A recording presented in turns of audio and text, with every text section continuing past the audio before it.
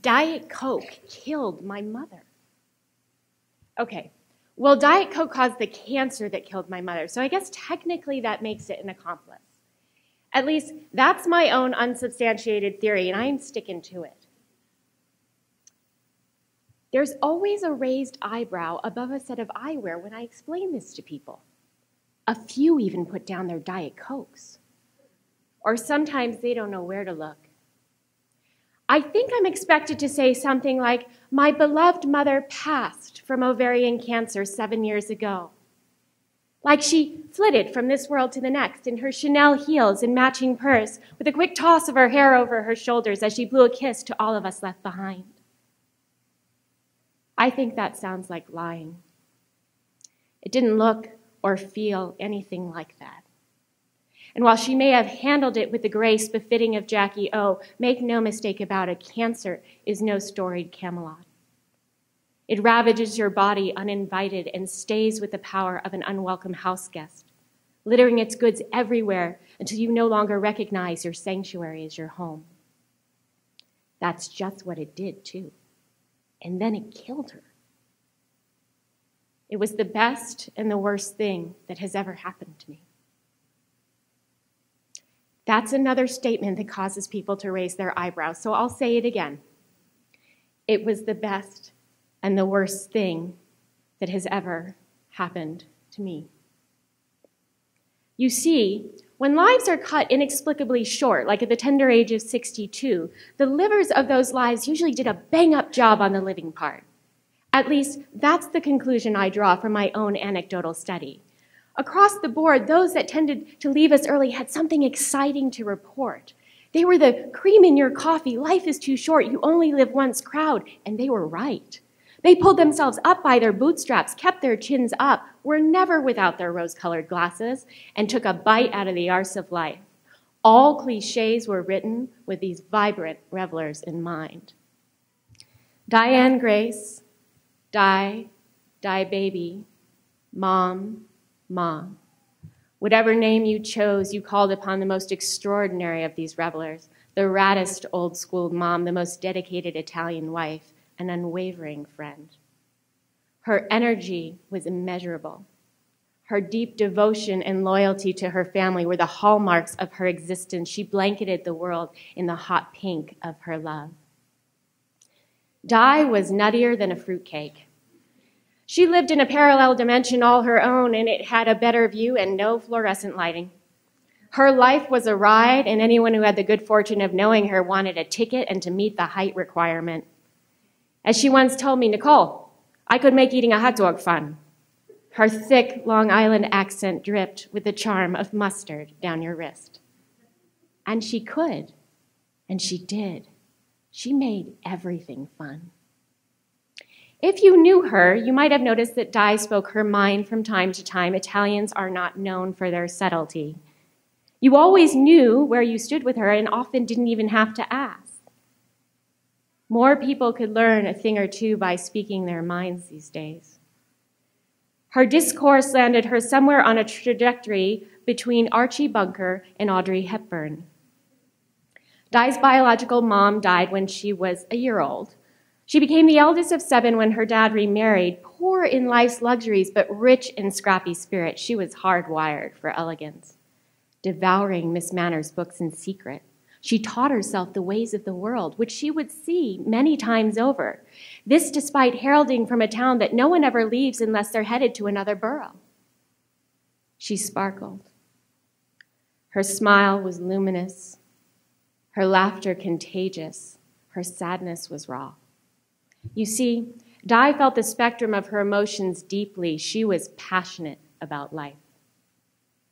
Of all the things Di was, a complainer she was not. She didn't complain about the day-to-day, and she didn't complain about her cancer.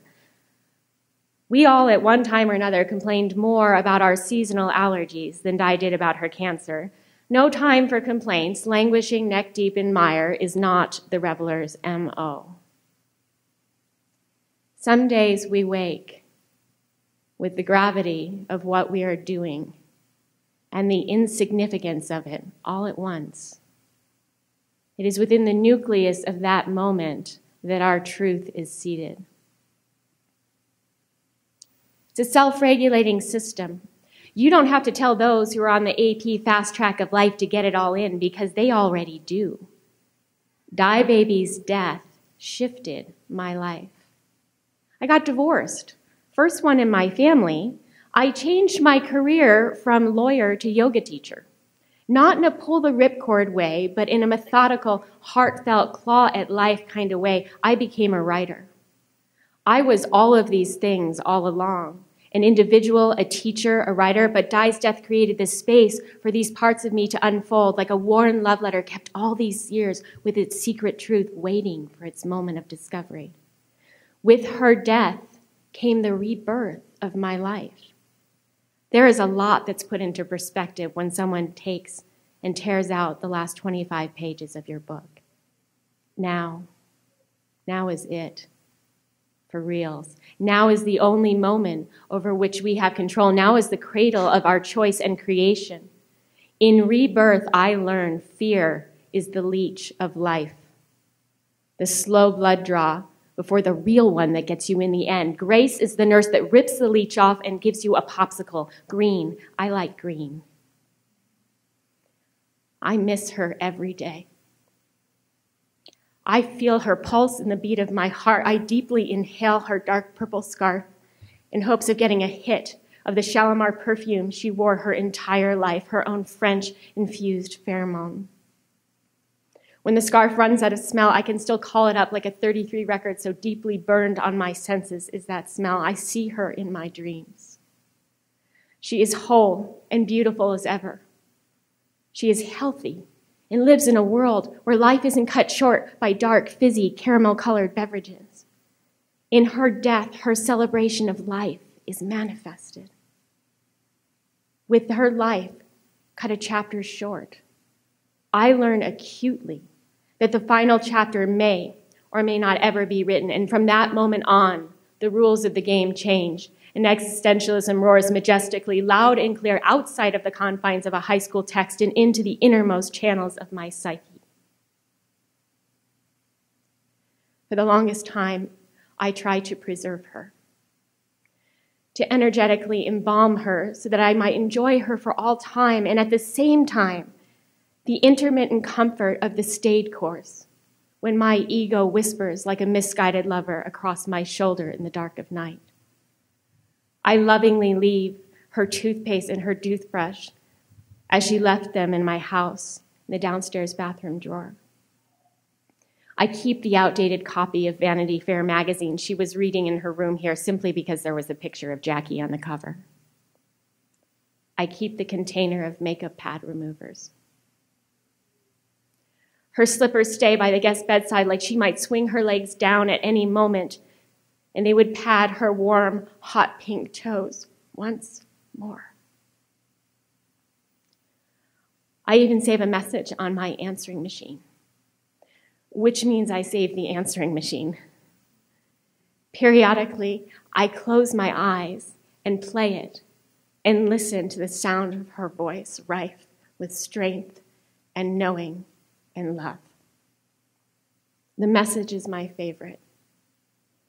I keep it safe, protecting that otherwise defunct answering machine on my kitchen counter like the Hope Diamond, basking in the comfort of my mother's voice in secret for years. And then one day it's gone. Blank. No messages at all. It won't even turn on. And just like that, she dies all over again. There is a scream and a light and a cry for life. Thank you.